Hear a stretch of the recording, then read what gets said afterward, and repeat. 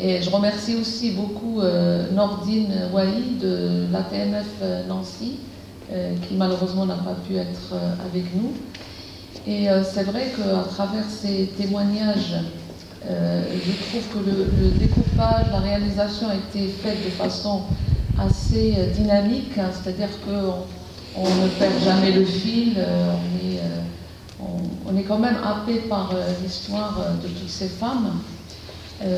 Et puis, voilà, en fait, si vous avez des questions ou des précisions à demander, moi, voilà, je suis là, et puis avec Malika aussi. Donc, je préfère qu'on laisse un peu de temps au débat. Je vais dire qu'effectivement, j'ai déjà vu le film il y a une semaine, puisqu'il a été projeté à Nancy. Et donc je le revois pour la deuxième fois. Et comme on a été interviewé en 2019, je vous avoue, c'était une grande surprise de le voir. Je ne me souvenais plus non plus de ce que j'avais dit, on a beaucoup parlé, mais je n'avais plus la mémoire des propos exacts. Et donc je le revois pour la deuxième fois, avec une intervalle d'une semaine et 10 jours, je ne sais plus. Et j'avoue que j'ai eu toujours autant de plaisir à découvrir ce film et de découvrir les propos de mes congénères, hein, avec leurs histoires, leurs difficultés. Et ça me parle. Alors moi, je n'ai pas la même histoire, mais ça me parle parce que ces histoires-là, je les connais depuis longtemps pour beaucoup de femmes. Et j'ai vu ce film pour la deuxième fois avec autant de plaisir. Voilà. Moi, ce que je voudrais dire par rapport voilà, aux différents portraits, aux différentes histoires qu'on a vues ce soir, qui effectivement a été voilà, on ne se lasse pas, parce que du coup, il y a quand même si ça reste sur voilà, du portrait, de l'image statique, voilà. Voilà, elle a fait des études, elle doit travailler. C'est vrai qu'on a quand même ce poids, en fait, de la famille, mais aussi de la vie sociale, politique, etc. Moi, je voudrais poser une question à Kamal. Comment est-ce que tu as eu l'idée de ce documentaire? Qu'est-ce que tu voulais en fait montrer avant tout à travers la mémoire de ces femmes? Alors, enfin, déjà la genèse du projet. En fait, j'avais fait un film il y a 5 ans à peu près, ou un peu plus, sur les Chibani. On en parle un peu dans le film, là. Alors, les Chibani, pour ceux qui ne connaissent pas, donc c'est les émigrés de première génération, maghrébins, qui sont arrivés en France, et ceux qui n'ont pas fondé de famille ici en France, donc souvent, ils sont restés dans les foyers sonocotra, qu'on appelait à l'époque, et qui voilà, ont des soucis maintenant à la retraite, parce que si jamais ils retournent au pays, continuellement, leur retraite, elle sauve, quoi. Donc ils sont obligés de rester une bonne partie de l'année en France. Enfin, bon, donc ce film-là, c'était des portraits, c'était un peu dans ce genre-là, un peu plus long, c'était un plus long métrage, et il y a un peu plus de participants. Et voilà, et quand on avait montré le film, voilà, dans les projections, la question était souvent pourquoi il n'y a pas le point de vue des femmes. Alors c'est toujours compliqué dans un film de trouver la cohérence, et c'est ça qui guide un peu le montage d'un film et sa réalisation, c'est que voilà, il faut qu'à la fin on ait un tout qui ne part pas dans tous les sens et qui ne parle pas de tout et n'importe quoi non plus. Et donc voilà, donc c'était compliqué de mélanger ces paroles. Donc est venue l'envie de faire le pendant, quoi, féminin. Voilà, et donc ça c'est en faisant une projection à Nancy avant d'œuvre, et des gens de la TMF, c'était pas la TMF qui avait produit le film des Chibani, sont venus vers moi en me disant tiens, nous on a envie aussi de faire parler des femmes, et si on travaille ensemble. Donc voilà, donc ça c'est vraiment pour la genèse un peu historique. Après, par rapport à ce qu'on a envie de dire quand on fait un tel film, il y a plein de choses. Hein. Bon, déjà, c'est un sujet qui me tient, puisque moi-même, je suis arrivé à l'âge de 3 ans en France. Donc, de la deuxième génération, on va dire. Donc voilà, j'ai pu connaître ces questions, ces problématiques. Moi, je suis arrivé avec ma mère et puis certains de mes frères et sœurs qui n'étaient pas nés en France dans le cadre du regroupement familial. Donc voilà, on a connu un peu et j'ai imaginé aussi ce qu'avait pu vivre ma mère. Après, dans le type de documentaire que je réalise, en fait, je ne viens pas non plus avec des idées préconçues. L'idée, c'est d'écouter, c'est déjà dans le cadre du tournage, c'est de pouvoir trouver une façon de mettre en scène qui soit la plus, enfin, pour ce type de film, pour être le plus à l'écoute possible, donc la plus simple possible. Je ne viens pas en tant que journaliste avec déjà 50 questions ou avec déjà en tête ce que va dire la personne, ce que va répondre. Donc je laisse vraiment parler. Évidemment, il y avait 2-3 sujets. Hein. Vous vous souvenez, je n'ai pas posé énormément de questions. On abordait le sujet de l'enfance, le sujet de l'arrivée en France pour ceux qui étaient arrivés, l'enfance, le travail, la discrimination. Voilà, c'était vraiment des trucs très globaux. Et après, je réagissais sur ce que disaient les personnes. Mais c'était des entretiens au long cours de 1 heure, 2 heures, 3 heures pour certaines. Donc voilà, minimum. En vis-à-vis, il n'y avait pas... J'étais seul en face de vous, les unes après les autres. Donc voilà. Donc après, bon, moi j'essaie de ne pas avoir de choses trop préconçues à l'avance. Et c'est au moment du montage, bon, c'est un gros travail de montage après évidemment, mais c'est là où les fils se recoupent et voilà, où on se dit, il ne faut pas avoir peur des contradictions aussi. C'est pas l'idée d'avoir Malika qui dit exactement la même chose que Wafa ou que Shahnaz. Et voilà, donc l'idée c'est de répondre, de montrer par la personnalité de chacune, voilà, plus on rentre dans l'intime, dans le personnel, plus on va faire un portrait plus global. Et surtout, l'idée, c'est d'aller contre l'idée que les migrations, les migrants, les immigrés sont tous dans le même lot, ont tous la même histoire, et tout ça, la preuve dans ce film. Voilà, c'est un peu global. Après, évidemment, bon, ce type de film-là, c'est... Moi j'espère, j'étais content là, de voir, c'est dommage à ce parti, il y avait quelques jeunes filles, quelques jeunes garçons aussi qui étaient là, mais il y avait des jeunes filles aussi. Et moi je me dis, ce film-là, bon, c'est bien de montrer un public, entre guillemets, militant, ou qui connaît déjà ces problématiques, mais c'est bien aussi de montrer un public qui ne s'y attend pas. Et surtout aussi de montrer aux jeunes que, voilà, je trouve qu'ils sont, on en parle un peu dans le film, ils sont stigmatisés, on les pointe du doigt, en leur disant bah oui, parce que tu fais le con, t'es migré, machin, t'es en banlieue. Et là, on s'aperçoit dans le film que leur mère, leur grand-mère ont vécu plein de choses identiques, quoi. Et donc voilà, on a plus l'impression d'un cercle vicieux comme ça qui n'arrive pas de revenir. On en a parlé dans le débat lancé la semaine dernière, mais voilà. Donc c'était surtout ça aussi, et par rapport à la parole, j'ai mis Wafa en dernier par rapport au message un peu d'éducation aussi à la militantisme. C'est à nous à prendre en main des choses. Pardon, j'étais... Bon, il y a... Moi, j'ai juste... Laisse... Oui.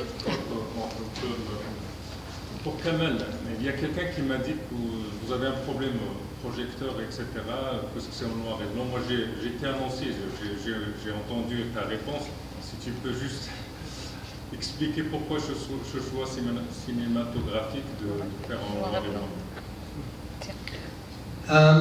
Alors, tout à l'heure, je disais, au moment du tournage, il a fallu trouver, dans la mise en scène, dans la façon de tourner, bon, si vous regardez d'autres choses que j'ai faites, je suis capable de faire des choses un peu moins esthétiques que ça. C'était l'idée vraiment de mettre le... J'ai filmé avec 2 caméras par exemple, constamment, il y avait 2 caméras, plein de micros, beaucoup de lumière, bon, techniquement il y avait plein de choses, mais c'était filmé en couleur. Et après au montage, c'est un peu pareil, quoi. Déjà au montage, j'ai évacué la 2e caméra qui était un peu plus large, où on voyait un peu le corps et tout. Je suis resté vraiment sur le visage. À Kamel, j'avais l'impression, c'est vrai, que j'étais un peu hors sujet. Et tu m'as dit, non, on veut tout. Quoi. parce que je n'ai pas tout à fait le même parcours. Moi, je ne suis pas émigrée, comme toute l'histoire de ces femmes, c'est-à-dire que mon père faisait ses études, il a quitté le Maroc, il est venu faire ses études en France, il a rencontré ma mère française, de cette rencontre sont les 2 enfants, dont moi, et nous sommes repartis vivre au Maroc, j'avais 8 mois. Donc j'ai commencé ma vie au Maroc, on va dire, je ne parle pas des 8 premiers mois en France, ma vie était au Maroc, donc de mère française et de père marocain. Et en fait, après, mes parents ont divorcé, je suis rentrée en France avec ma mère qui n'a pas voulu rester au Maroc. J'explique le contexte. Et mon père nous faisait venir, j'ai eu la chance que mon père avait quand même un peu les moyens, il nous faisait venir au Maroc toutes les vacances de Noël, toutes les vacances de Pâques et toutes les vacances d'été qui duraient 2 mois et demi à l'époque. Donc j'ai passé ma vie à vivre entre les 2 pays. Je faisais tous les 2 mois et demi, je prenais l'avion et hop, je repartais. Et donc j'étais vraiment, comment dire, bien ancrée dans tout ça. J'aimais la France, j'aimais le Maroc, j'adorais le Maroc. Même, c'était un grand amour pour le Maroc. Et comment dire, pour moi, j'étais bien intégrée. Voilà, je me sentais autant française que marocaine. Je n'ai pas eu les difficultés que toutes ces femmes ont eues, à savoir avec des pères qui étaient quand même assez stricts, hein, qui autoritaires, et qui bien sûr, dans la libération de la femme, à savoir faire des études, partir, comme l'expliquait Gilles, partir ne serait-ce qu'à Metz, faire des études, c'était déjà quelque chose qui était inconcevable. Donc, en fait, moi, donc mon père était, non pas parce qu'on peut considérer que quand on a un certain bagage intellectuel, on peut être libéral, mais non, parce qu'il y a des Marocains qui avaient un certain bagage, on va dire, universitaire, et qui n'étaient pas libéraux, comme était mon père. Je crois que c'était sa nature, profondément. Donc, si vous voulez, moi, j'ai disposé de beaucoup de liberté, et par contre, j'ai eu très tôt la conscience du manque de liberté pour les femmes, les filles. C'est quelque chose qui m'affectait beaucoup, très jeune. Donc, peut-être par contraste, je n'en sais rien, mais enfin, en tout cas, je voyais bien. Puis j'avais des cousines, parce que toute la famille de mon père était un libéral, mais ma famille était quand même religieuse, la famille de mon père, là-dessus, très, voilà, faisant tous le ramadan, sur les filles, l'éducation. Et donc, justement, comme au sein de la famille de mon père, je voyais ça pour certaines cousines, ça m'a beaucoup sensibilisée. Et du coup, je me suis rendu compte, comme j'avais aussi le comparatif, la vie au Maroc, la vie en France, parce que je ne faisais que ça, je dirais même, à la limite, que les Marocains, pour leurs filles, étaient plus libéraux au Maroc que ne le sont les Marocains en France pour leurs filles. Donc ça m'a toujours interpellée, j'ai jamais compris pourquoi. J'ai jamais compris. Parce qu'à la limite, on vit plus avec les traditions au Maroc, dans la culture marocaine. Donc, je veux dire, les interdits, comment dire, ça devait être encore plus fort. Eh bien non, aussi bizarre que ça paraisse, je me rends compte que, parce que j'ai des amis qui sont filles d'émigrés, donc elles me racontent, je vois comment ça se passe, et je me dis, mais c'est incroyable. C'est-à-dire qu'on a pris les positions les plus dures, mais on est en vivant en France. Donc, c'est encore quelque chose je pense, à analyser. Pourquoi? Je ne sais pas si j'ai une réponse. J'ai un petit peu de réponse. J'ai un début de réponse, peut-être. C'est que moi, je suis immigrée. Hein, donc, je ne suis pas fille d'immigrés, je suis moi-même immigrée. Et mon père, c'est vrai que très musulman, très pratiquant, très libéral.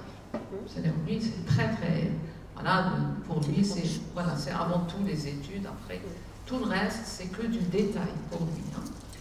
Alors, moi, je pense que dans les familles ici, c'est une sorte de protection.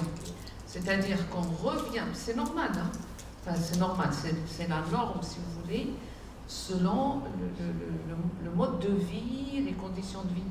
C'est comme une sorte de refuge dans la tradition pour se protéger du monde extérieur que l'on voit comme menaçant.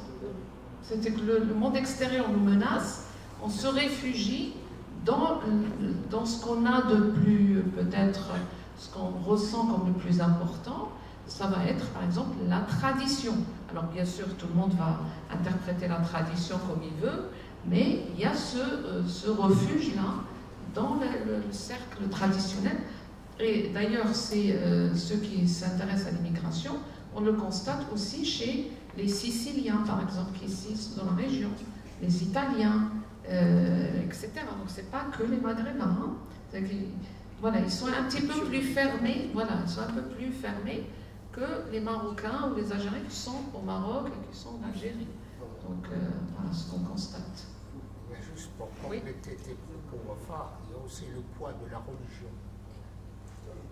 Qui fait que le poids de la religion, qui fait que la fille doit rester à la maison, ne pas s'éloigner, ce que disait Chénes tout à l'heure, ne pas aller plus loin, parce qu'on a toujours eu assez peur.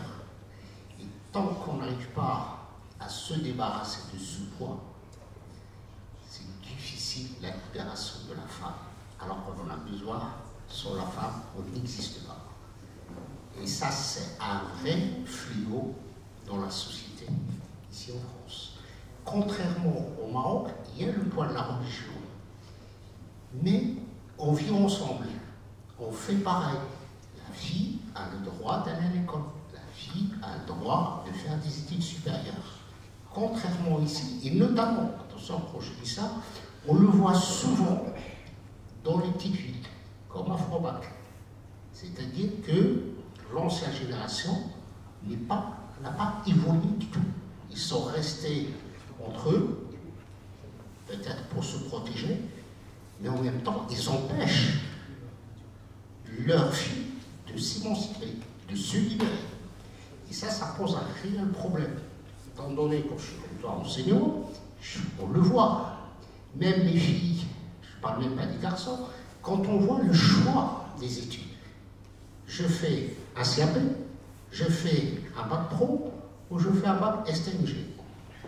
Alors qu'ils ont d'énormes compétences. Et ça, je dirais, c'est un combat aussi, c'est notre combat, nous, ici de l'immigration, autant qu'enseignants, de discuter avec ces jeunes. Moi, ça fait plus que 35 ans que j'enseigne. Je me rappelle, quand j'ai démarré autant que maître auxiliaire, dans ma classe, j'avais que des Maghrébins. J'étais maître aux dans un lycée professionnel. Qui c'est qui était en CAP? Les Maghrébins. Bac pro, le Maghrébin. Mais pourquoi? Parce que les parents, quand ils sont venus en France, leur chef, il avait un CAP. Donc pour eux, étant donné qu'ils n'ont jamais été scolarisés, un CAP, c'est vraiment la mémoire. Et il ne fallait pas tailler dur avec les parents pour leur dire, il n'y a pas que ça dans la vie. Quand on voit un gamin ou une fille qui a des capacités, qui est intelligente, il a choisi le CAP, ça pose un réel problème. Et le combat doit continuer parce que c'est pas fini. Malheureusement, 30 ans après, quand on voit les jeunes issus de l'immigration, ils n'ont pas de repères, c'est-à-dire que le discours, et ça on le voit, et ça c'est spécifique aussi dans le milieu ouvrier français, c'est-à-dire on va travailler à l'usine. Il n'y a pas avocat, médecin, enseignant. C'est le discours où c'est à la maison, et le discours dans la cité qui fait que. C'est le choix que j'ai, c'est de faire ça, mais pas faire autre chose. Et c'est ça ce qui est malheureux. Et c'est dommage. Et c'est dommage parce que il y a un potentiel énorme mais perdu. Mais comme disait Asma dans Asma c'est pas grave. Comme disait Wafa tout à l'heure dans le témoignage, c'est un combat qu'il faut mener. Il ne faut pas baisser les bras, il ne faut pas, pour moi personnellement, il ne faut pas rester dans la victimisation. Les droits, ça ne se donne pas, ça s'arrache. Donc, il faut continuer ce combat.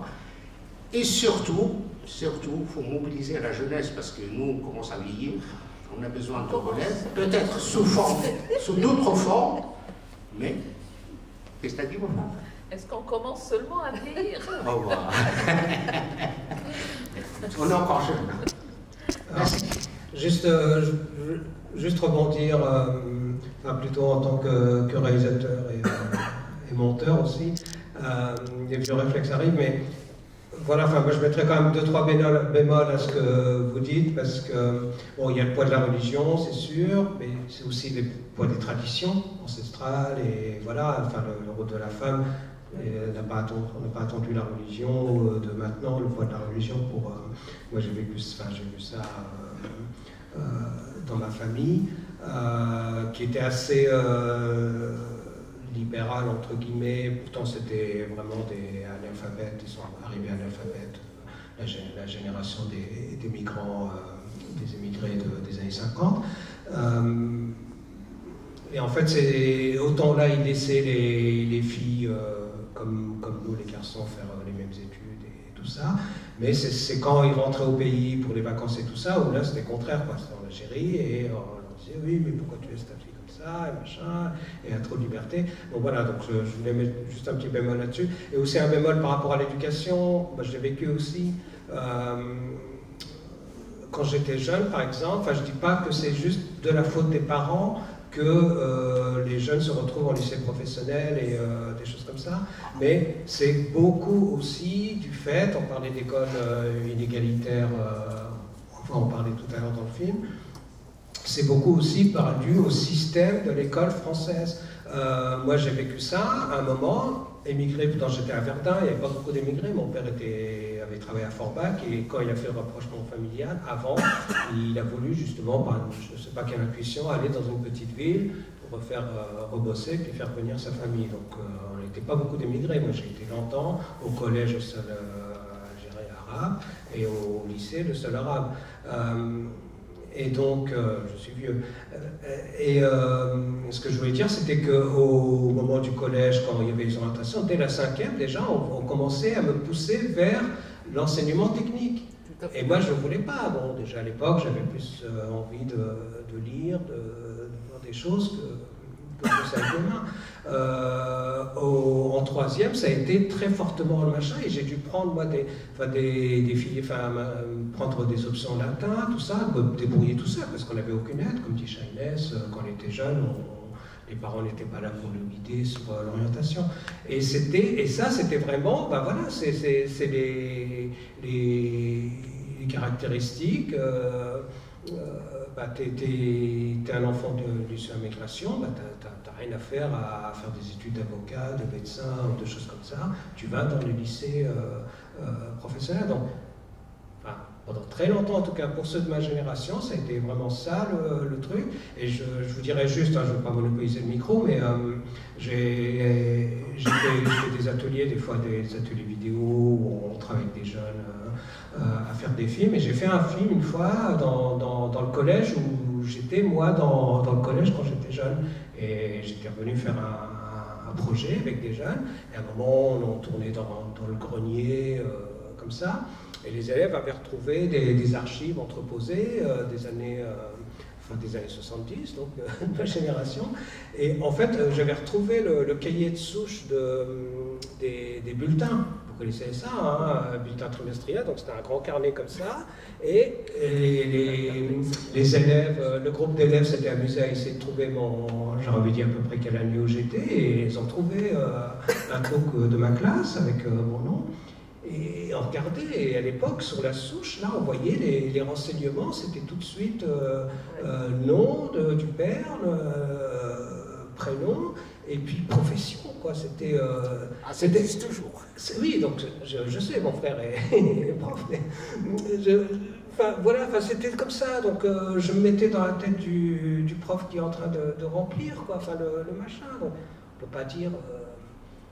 malheureusement, j'ai eu des super profs qui m'ont encouragé à continuer, mais qui se sont battus aussi pour que ça ne se fasse pas l'orientation technique. Mais voilà, c'est juste un petit bémol quand même. Et comme toujours, hein, vous avez vu dans le film, on essaie toujours un peu d'amener aussi les contradictions. Je suis tout à fait d'accord avec toi. C'est que moi, je ne voulais pas rentrer trop dans le débat, parce que restant que dans le cadre de l'immigration, mais là, c'est un problème d'orientation qui a existé, qui malheureusement existe toujours. Dès qu'on a un prénom Mohamed, c'est souvent orientation vers un bac professionnel. Ça commence à changer petit à petit, parce que maintenant c'est 80% au niveau lycée général, 80% au lycée professionnel, ça c'est la loi, mais ça reste toujours. Ça c'est un problème d'orientation qui est fait au niveau des collèges. C'est pour ça que je n'ai pas abordé le sujet, parce que je voulais rester juste, mais tu as tout à fait raison, je suis tout à fait d'accord avec toi, et malheureusement, ça dure encore. c'est que dès qu'on est issu de l'immigration, donc, comme tu disais, on regarde la profession des parents, bah, c'est souvent le père ouvrier, la mère au foyer, donc pour aller hop à CAP, ou non, même pas, c'est un bac pro, CAP, c'est plus compliqué maintenant. C'est automatiquement. Ça, c'est le problème d'orientation qui a toujours existé, qui malheureusement existe. Il y a tout un combat à mener justement contre cette injustice. Alors, pour répondre à ce que vous dites, moi je pense que quand on est d'origine maghrébine, n'importe ce qu'on veut, le problème, on doit montrer encore plus d'exemplarité, parce que dès qu'on fait un écart, ben c'est ce qu'on disait, on est mis à l'index beaucoup plus facilement que si on est d'origine française. Donc, voilà. Donc, je pense que aussi la problématique qui fait qu'on écarte certains enfants peut venir aussi de cet a priori qui fait que s'il n'est pas dans les rangs, on va tout de suite l'écarter beaucoup plus facilement. Mais c'est vrai dans le monde du travail aussi. Ça, c'est une vérité que moi j'ai pu constater. Donc je pense qu'il y a aussi de cette question-là. Je ne sais pas ce que vous en pensez. Et dans le monde artistique aussi, hein. Je suis bien placé pour en parler. Je vais rebondir par rapport à ça. Ça peut être aussi l'institution qui pousse vers ça. On a vécu ça au moment de la réforme du lycée à Forbach, où le proviseur a choisi des options, et des options dans le lycée qui est dans un quartier, le Westberg, dans un quartier soi-disant politique de la ville, etc., difficile, toutes les connotations qu'on peut donner à un quartier. Il a choisi des options. Quand on lui a posé la question, parce qu'il y avait des parents, il y avait des associations, la TMF était intervenue, etc., pour questionner le proviseur sur ses choix, il a justifié ça par le fait que, oui, mais leurs parents, c'est un quartier d'ouvriers, j'imagine que les enfants de cette population, c'est ce qu'ils veulent. Et là, ce sont des choix. Wafa, il peut confirmer ça. C'est un combat qu'on a quand même, malheureusement, les options, elles sont là. Ce collège, ce lycée-là, ça veut dire, on fait le lycée le plus proche de ces quartiers. Il faut qu'il propose des options, des CAP, des trucs pour que ces enfants, fils d'ouvriers, fils d'immigrés, restent, ça veut dire la reproduction de la même classe. Voilà. Normalement, si on était vraiment dans cette volonté de faire évoluer les choses, c'est proposé, même je crois, il n'y a plus Sciences Po à Blaise Pascal. Non, théoriquement, il y a encore la convention, mais comme il n'y a plus d'enseignement général, en fait, la réforme a fait qu'il n'y a plus aucun enseignement général dans ce lycée. Et c'est vrai que le proviseur avait dit le mieux pour ces élèves, c'est qu'ils fassent une voie professionnelle ou technologique. Et donc, nous, on lui a dit, peut-être que parmi ces jeunes, il y a peut-être des futurs avocats, ou peut-être ils veulent faire histoire ou sciences politiques.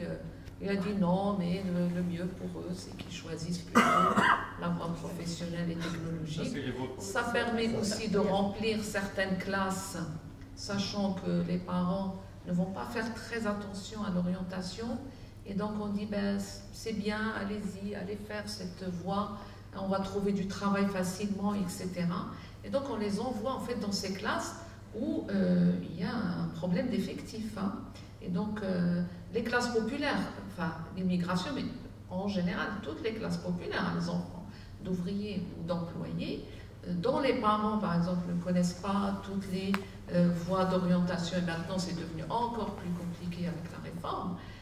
Évidemment, ces jeunes, ils se retrouvent là, mais parfois, sans véritable projet. Hein, ils se retrouvent là, voilà, par le hasard de l'orientation.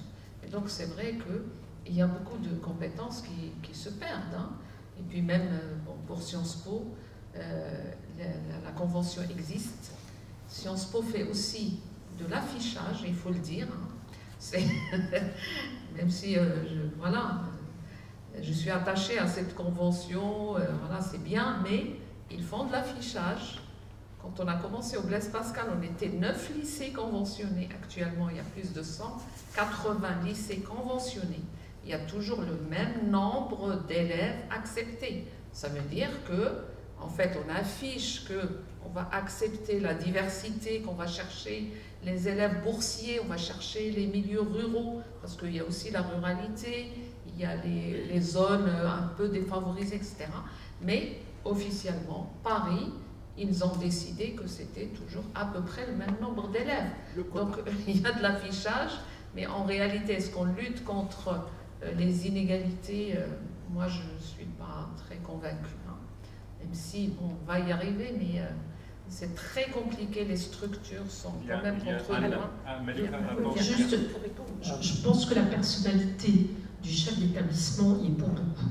Parce que moi j'étais présidente à un moment et parent d'élèves pendant très longtemps. Et quand ma fille, donc depuis que ma fille avait 3 ans, 4 ans, jusqu'à son bac, fin de son bac. Et quand elle est arrivée au lycée, je suis tombée sur un proviseur exceptionnel, par exemple, qui ne serait-ce que pour les classes préparatoires, ils se sont rendus compte qu'il n'y avait pas beaucoup de filles. Et il a tout fait pour pousser les filles aussi à faire des classes préparatoires. Donc ils ont instauré des choses pour pousser les femmes aussi à ce que le nombre garçons-filles soit. Donc je pense qu'aussi le rôle des chefs d'établissement influe beaucoup sur ce qui va se passer, quoi, justement. Sur la trajectoire. Anne? Ouais, moi j'avais une question par rapport à l'aspect féminin, en fait, un peu de la discussion. Est-ce que c'est pas plus difficile dans des bassins d'emploi comme ça, issus de la mine, où c'est quand même très patriarcal, voilà. Alors moi je vais faire un peu le parallèle avec mon parcours migratoire du nord de la France. Je suis arrivée ici, voilà, les ch'tis, on n'a pas été accueillis les bras ouverts, hein, loin s'en faut, même si c'était moins compliqué. Mais je me souviens, quand j'étais jeune professionnelle, je me suis retrouvée le premier centre social autour de la table, il n'y avait que des présidents d'associations mineures et ça n'a pas été une mince affaire. Du coup, c'était une vraie question pour moi. Je me demande si, voilà, pour toutes ces femmes issues de l'immigration, ça n'a pas été un petit peu voilà, doublement plus difficile dans des bassins d'emploi comme les nôtres.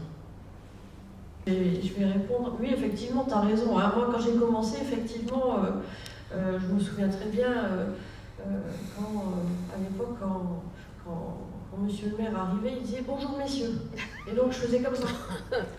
Je suis là. Donc, effectivement, bon, du coup, le métier il s'est féminisé hein, dans les centres sociaux, dans l'animation, dans le social, de manière générale. Mais c'est clair que quand on, en tout cas, sans être issu de l'immigration, mais pour travailler du coup sur des quartiers populaires, hein, quand on est une femme, c'est très compliqué. Moi, j'ai commencé il y a très longtemps en prévention spécialisée, et là, je peux vous dire que c'est du sport. Hein. Et encore, c'est peu de le dire. Parce que du coup c'est aussi un combat, parce qu'on doit travailler beaucoup plus, on doit montrer plus, on doit aussi effectivement avoir une rigueur que peut-être ses collègues n'ont pas. Et du coup c'est voilà, un vrai combat, c'est à la limite parfois presque usant, parce qu'il faut être toujours dans le plus. Voilà, je pense quand on est...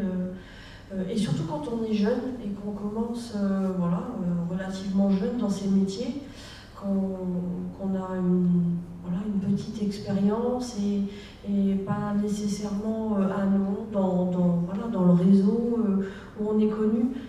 Je pense que voilà, c'était, en tout cas pour ma part, c'était relativement compliqué. Peut-être qu'aujourd'hui ça l'est un peu moins. Je trouve que voilà, on laisse aussi plus de... voilà, le cadre il est peut-être moins rigide, on a moins de... en tout cas pour ma part, mais peut-être c'est parce que aussi, voilà, on est plus de femmes militantes et actives dans nos réseaux. Peut-être qu'on a plus voilà, cette fibre et on accepte plus facilement aussi et on ouvre plus nos portes. Alors malgré le progrès au niveau des droits des femmes, etc., ben, je t'avoue qu'il y a encore des inégalités qu'on voit tout le temps.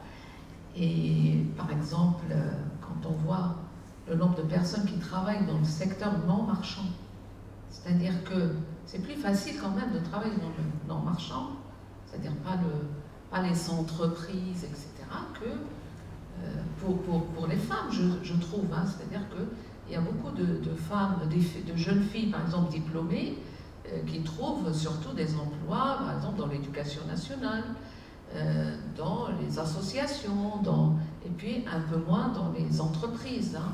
Donc il y a encore ces inégalités qui existent. Hein. Donc en termes déjà de statut, de précarité de l'emploi aussi, hein, les femmes occupent plus souvent des emplois précaires. Hein. Nous au lycée, on a beaucoup de femmes AESH qui doivent vivre avec 800 € par mois. Évidemment, il n'y a que des femmes, hein. Il n'y a pas d'hommes, hein, les AESH. Ça pourrait être aussi des hommes, mais bon, il se trouve que ce sont uniquement des femmes avec des salaires très faibles, avec un contrat précaire, c'est-à-dire que d'une année sur l'autre, elles ne savent pas où elles vont atterrir. Et en plus, on peut les changer maintenant, on peut les changer d'établissement du jour au lendemain. C'est-à-dire ils sont au collège, après ils sont au lycée, etc. Donc je trouve que malgré les progrès, ben, les femmes, elles sont quand même encore victimes du marché du travail, plus que les hommes, et encore plus les femmes issues de l'immigration. Hein. Bon, certaines l'ont dit dans le documentaire, ben, on voit le nom, hein, donc on voit le nom, et puis c'est déjà une source de discrimination. Après, il y a même l'adresse, hein, venir de Beren, peut-être que ça n'aide pas, hein, donc il y a plusieurs facteurs, hein, qui expliquent ces inégalités. Hein. Est-ce qu'une question, parce qu'en fait finalement ces problématiques, elles ont presque un peu toujours existé dans le monde moderne, contemporain. Si on voit aux États-Unis avec les Noirs américains, et ensuite après là, avec l'immigration notamment maghrébine, et malgré tous les efforts des associations, des militants, des gens d'en bas finalement, mais au niveau du gouvernement, etc., ça reste toujours les mêmes procédures, quoi. Faire semblant, on change les petits détails pourvu que tout reste en place, quoi. Et que les médias aussi n'arrangent pas les choses, quoi. Mais peut-être qu'il n'y a pas une vraie volonté politique non, mais justement, contre les inégalités. Oui, c'est ce que je suis en train. Oui, c'est ce que je disais, c'est qu'en fait, on ne veut pas. Voilà, c'est comme ça, et ça continuera comme ça. Jusqu'à ce que peut-être, j'exagère un peu, jusqu'à ce qu'un immigré avec un nom à connotation maghrébine arrive au pouvoir. Et peut-être qu'à ce moment-là, peut-être les choses changeront. Mais tant qu'en fait, si on reproduit toujours les mêmes groupes ethniques, les mêmes groupes sociaux, c'est-à-dire les blancs, voilà, etc., français de souche qui arrivent au pouvoir, bah, ils maintiendront toujours cette situation-là. Moi, j'ai envie de te répondre que dans l'Assemblée nationale, il y a quand même pas mal de députés de la diversité, entre guillemets. Est-ce que ça a changé quelque chose? Je crois pas. Donc c'est en fait le système quand même. C'est pas parce qu'il y aura... Ce n'est pas parce qu'il y aura, je ne sais pas moi, un maghrébin qui va être ministre ou je ne sais pas quoi.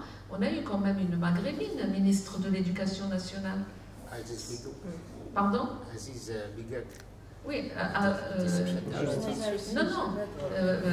Najat Vallaud-Belkacem, ministre de la Justice, Rachida Dati. Oui. Mais Rachida Dati, on ne va pas se réjouir parce qu'elle est... Donc comment sortir de là? Moi j'ai beau l'expliquer, hein. Je l'explique ça à des amis, à des Français, on va dire ça comme ça, et qui ont beaucoup de mal. Qui ont beaucoup de mal avec ça. Alors je leur dis qu'ils sont à côté de la plaque. Parce que plus ça va aller comme ça, et plus les gens vont se fermer sur eux, et plus ça va aller dans le sens, au contraire, de la différence, etc. Et je pense qu'on n'est pas formaté pareil, quoi. Il y a une incompréhension sur ces questions-là qui est très, très, très forte. Et juste une dernière question.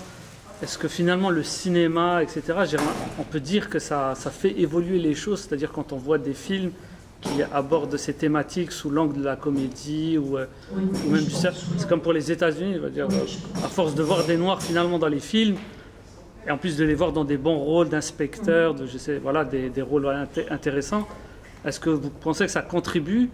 Ou alors, non, finalement, le cinéma reste le cinéma. Après le film, on revient à la réalité, quoi. Oui, alors, et est-ce qu'en France, on peut avoir le même cas? Nous, en France, on est quand même dans un travail de rabâchage. Merci la presse, hein, pourtant j'en sors moi de la presse, mais actuellement la presse c'est une catastrophe. Parce qu'ils font un travail de rabâchage qui est épouvantable.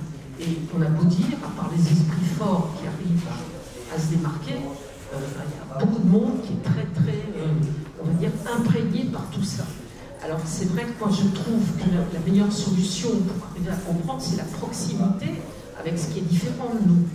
Qu'est-ce qui fait qu'on arrive à comprendre? C'est qu'on soit en proximité avec les gens et qu'on comprenne par soi-même, par l'affectif, par l'émotif, par la connaissance, à comprendre les autres. Mais quand on est dans des cercles, comme on voit aujourd'hui, je veux dire, des émissions à n'en plus finir sur des échanges où tout le monde s'engueule, où on est que dans du blabla, on n'arrivera pas à être en proximité. Donc pour moi, c'est la proximité et c'est le désir d'être vraiment à côté de ces gens-là et de comprendre qui fera qu'on comprendra. Alors, et après, il y a ceux qui ont de l'empathie, qui ont, je veux dire, qui ont voyagé, qui savent ce que c'est, qui n'ont pas besoin de tout ça. Mais ceux qui ne comprennent pas, ils ne veulent pas comprendre, quoi. Ils ne veulent pas comprendre. Ils se contentent de tout ce qu'on raconte, de répéter comme des perroquets ce qui se dit dans les médias, etc. Et c'est là, je trouve, d'où vient le danger, quoi. Ce sont des discours formatés. Enfin, pour moi, je trouve aujourd'hui, on est dans des discours formatés qui entretiennent des problématiques, enfin, voilà. Et tant que ça continuera comme ça, je trouve ça extrêmement dangereux personnellement. On ne sera pas dans des, comment dire, dans des envies de comprendre. Oui, juste en tant que cinéphile et professionnel du cinéma, enfin juste, moi je trouve que on parlait d'affichage tout à l'heure par rapport à la politique ou à d'autres choses, mais c'est vraiment de l'affichage, quoi. Enfin, et ça a d'ailleurs un effet pervers, c'est comme toutes les politiques de quotas, quoi. C'est qu'on se dit, celui-là il a le rôle parce que, voilà, quoi, il faut, sur 100 rôles, il faut 3 qui soient issus de la diversité, quoi. Donc c'est franchement pas là, je pense, où puis c'est tellement, quand ça existe, c'est tellement bête, dans les profils qu'on nous propose, que, bon, il y a toujours 2-3 exceptions, mais je ne pense pas que la réponse va venir du fait qu'on va voir plus de présentateurs, plus de comédiens, plus de... Enfin, les gens ne sont pas dupes, et je vous dis, après, il y a un effet encore pervers, c'est qu'ils sont mal vus, des fois, par la profession. Je peux être très pessimiste, et j'ai l'impression, c'est plus des exemples comme ça qui vont s'additionner, quoi, des exemples individuels de chacun des personnes. Bon, peut-être que les ministres ne peuvent pas faire grand-chose, mais à force d'en voir régulièrement arriver des députés, des chefs du département, comme une de celles qui témoignent dans le film, à force de voir des journalistes, de voir des présentateurs, de voir des gens qui sont médecins, vous voyez toute la situation dans les hôpitaux en France, où les gens côtoient des médecins issus de l'immigration, voilà. Donc tout ça, à force, ça va venir, mais vous parliez de l'exemple américain, de l'exemple de la communauté afro-américaine, ça a mis des décennies, donc peut-être qu'on c'est encore un peu tôt en France, mais ça arrivera. Mais en tout cas, il ne faut pas être dupe, je pense. ce côté assimilation, c'est vrai qu'il faut se battre aussi contre, parce qu'il n'y a pas de raison pour perdre notre identité. Moi, je suis arrivé à l'âge de 3 ans en France, ça fait plus de 50 ans que je suis en France, hein, je suis vieux, je suis toujours algérien, je n'ai pas voulu changer de... Enfin, alors que je ne vais jamais au pays, hein, j'y suis allé 3 fois en 35 ans. Donc, mais bon, c'est un truc auquel je tiens, et voilà, sans être religieux, sans même parler arabe, mais on ne va pas me retirer ça, surtout enfant de l'indépendance algérienne, et voilà quoi. Et ça, il faut lutter, et ça n'empêche pas de vivre quand même dans le pays sans problème. Moi j'ai juste une dernière question, je crois. Peut-être vous voulez pas...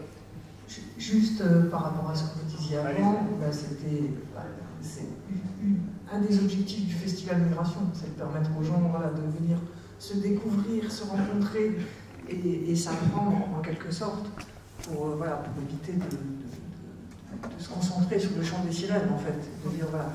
Mais le plus gros challenge et la plus grosse difficulté, c'est que souvent on est dans une espèce d'entre-soi comme ça. Et on sent, en tout cas moi je le sens, je ne sais pas comment les partenaires du festival le sentent, que c'est de plus en plus difficile et que sur les territoires, pour reprendre un petit peu ce que disait Wafa, sur certains territoires où le Rassemblement national grimpe inexorablement et parfois c'est totalement même incompréhensible par rapport à tout ce qui est mis en place, par rapport à tout ce qui est fait par les uns et les autres. Là, c'est sur ces territoires-là où on appelle les gens, on dit venez, même si vous n'êtes pas d'accord, même si on peut échanger le point de vue, etc. Et moi j'ai l'impression que c'est de plus en plus difficile d'avoir des événements où on rassemble, même si on n'est pas d'accord, mais même si on échange des points de vue et que parfois c'est un peu houleux, mais au moins on se rencontre. En tout cas, c'est l'objectif du festival. Juste pour dire, moi quand j'ai vécu au Maroc, quand je suis rentrée en France, je suis rentrée au moment de la guerre d'Algérie, plus dur de la guerre d'Algérie, au moment de l'OS et tout. Donc moi j'ai vécu des choses quand j'étais petite et je m'en souviens très très bien, qui étaient très dures, quoi. De la part des professeurs, des maîtres, des maîtresses.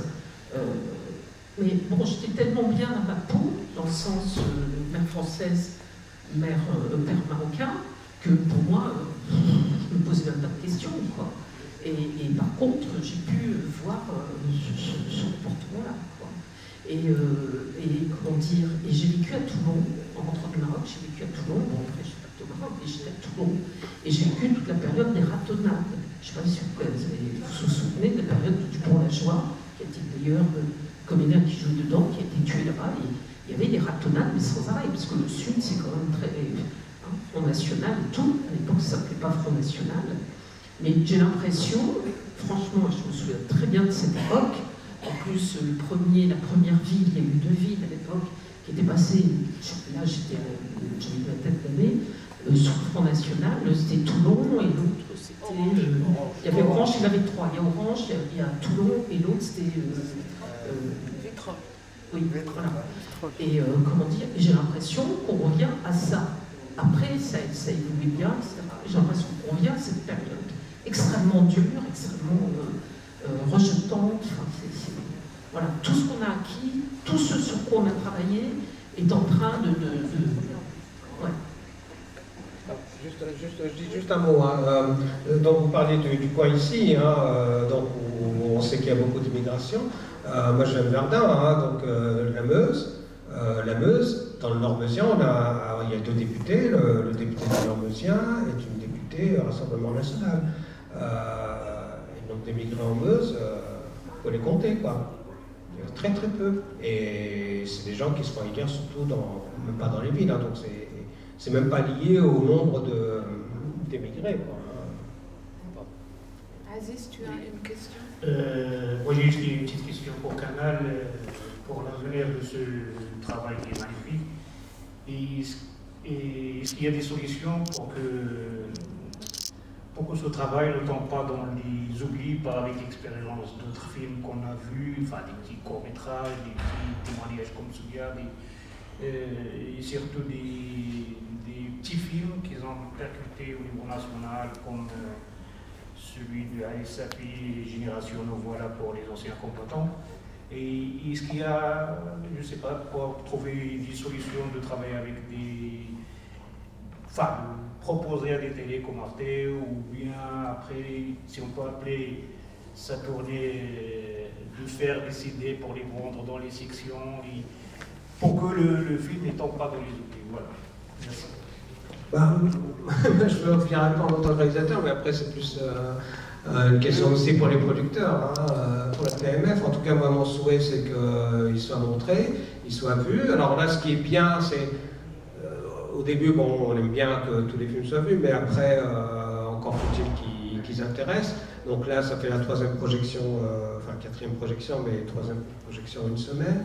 Et à chaque fois, ça répond. Évidemment, on est encore dans de l'entre-soi, on va dire. Même si, bon voilà, selon le public, à Vendôme, c'était assez mixte quand même comme public. Ça aurait été dans une scène nationale, avec le public aussi de la scène. Mais ouais, l'envie, moi je veux dire, c'est... on va tout faire en tout cas. Bon, là, ce qui est bien, c'est que ça répond, que ça... Voilà, on sent qu'on touche quelque chose et que les débats marchent bien. Donc on va tout faire déjà par rapport au réseau. Déjà, si le réseau, la force du réseau de la TMF, c'est que c'est implanté dans toute la France et qu'on pourra voir aussi tous les territoires et voir justement les différences, la question que vous posiez tout à l'heure, entre voilà, le bassin ici et est-ce que c'est les mêmes problématiques voilà, à Aix-en-Provence ou je ne sais pas où. Donc tout ça, on va se reposer des actes dans un premier temps sur le réseau de la TMF. Donc vos collègues se sont montrés intéressés pour d'autres régions. Donc à chaque fois qu'on rentre le film, en tout cas, ça donne envie. Donc faites aussi, vous diffuser, montrez que ça marche aussi. Moi, mon gros combat, donc on va tout faire pour faire ça. Donc l'autre version un peu où on va diriger nos forces, ça va être, on va le mettre en ligne assez vite sur YouTube, puisque bon, moi je vais pas gagner ma vie avec ce film-là, donc c'est pas l'idée de le fermer, parce que c'est souvent ça aussi qui est l'oubli, c'est que souvent il y a une tendance comme ça, voilà, droit d'auteur, et c'est mon film, et je veux pas, voilà. Donc moi je suis ouvert à le mettre sur YouTube assez vite. On va laisser juste quelques semaines pour l'exclusivité de la TMF. Donc il va être en ligne, donc après avec tous les renseignements et tout, pour que les gens puissent voilà, contacter, faire des projections publiques avec des invitations et tout ça. Et puis là on va se réunir assez vite avec au moins les producteurs de TMF 54 et d'autres si ça les intéresse. Mais moi je pense vraiment que, j'ai fait ça pour d'autres films, c'est de pouvoir, donc c'est un film qui peut être montré dans un cinéma, il y a une version TCP qui existe, donc techniquement on le passe dans un cinéma, il n'y a pas de problème, ou dans des salles comme ça, n'importe quelle salle avec un petit projecteur. C'est de montrer, je pense que le travail c'est vraiment par rapport aux jeunes et à cette jeunesse et dans des classes mixtes et voilà, j'aimerais bien faire ces débats dans des collèges, dans des lycées. On l'a déjà fait pour d'autres films, le film sur Echibani, on l'a montré à des lycéens, à Verdun, à Bar-le-Duc, et ça fait parler, donc voilà, donc c'est au moins lui donner la chance d'être vu et voilà, enfin, après je ne peux pas dire... C'est pas, hélas, des films qui intéressent forcément les télés. C'est pas des formats qui intéressent forcément les télés aussi, parce que bon, c'est... Voilà, bon, on tentera, mais c'est pas...